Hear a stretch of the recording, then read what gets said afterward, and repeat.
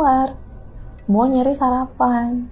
Suatu ketika tuh ada si tukang jualan yang nanya, "Pak, dari mana?" katanya. Itu istri saya baru melahirkan di situ. Di mana? Ini rumah sakit ini. Tuh kan. Terus si penjualnya tuh bilang kayak, "Pak, itu kan udah lama tutup." Katanya. Hah? Oh enggak, kok masih banyak orang kok di dalam. Pas si bapaknya nengok ke belakang, itu bener-bener yang bangunannya udah beda dari yang dia lihat awal. Yang udah yang bangunannya udah rusak. Bahkan base campnya aja udah kerendam sama air, banjir gitu kan. Di situ dia langsung pingsan. Oh iya. Si bapaknya langsung pingsan di situ. Nah, karena si tukang dagangnya ngedenger cerita tadi si bapaknya ada istrinya di dalam kan, ngelahirin. Akhirnya warga pada masuk dong ke dalam, ngeevakuasi si ibunya. Beneran ada di dalam. Beneran ada di dalam. Iya. Beneran ada di dalam dan sama babynya juga ada di dalam. Dan itu kayak masuk berita nih.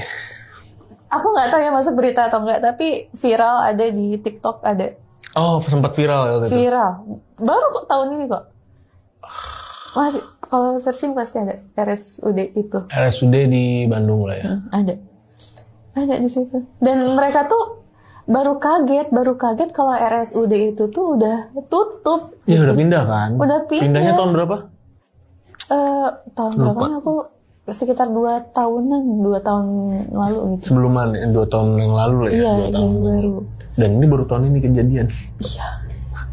Ini 2024. Iya. Kalau misalnya masa pendidikan sih cuma segitu doang kali ya. Nah, sekarang aku mau cerita nih, ada cerita yang pas aku udah kerja. Oke.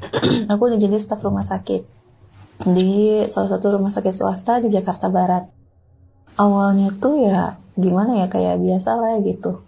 Aku kayak kerja sama tim yang lain gitu kan. Nah, suatu saat jadi aku ditugasin di ruangan yang emang penyakitnya tuh segala macam ada di situ.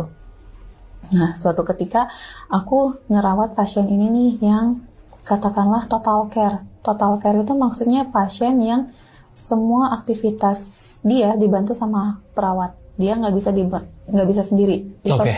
Bahkan mandi, makan, minum itu total care, dibantu, perlu bantuan orang lain. Cowok apa cewek perawat? Cewek. Nah, waktu itu aku lah megang pasien cewek, oma-oma lah kita sebut. Dia total care udah aku rawat sekitar kurang lebih 2-3 minggu. Jadi aku udah tahu, aku pun udah deket gitu kan sama keluarganya. Oh, sama keluarganya udah kenal. Udah kenal gitu, udah biasa pola makannya segala macem. Kebiasaannya udah hafal gitu kan. Nah, suatu ketika kayaknya kondisi pasien itu udah mulai menurun nih. Si oma ini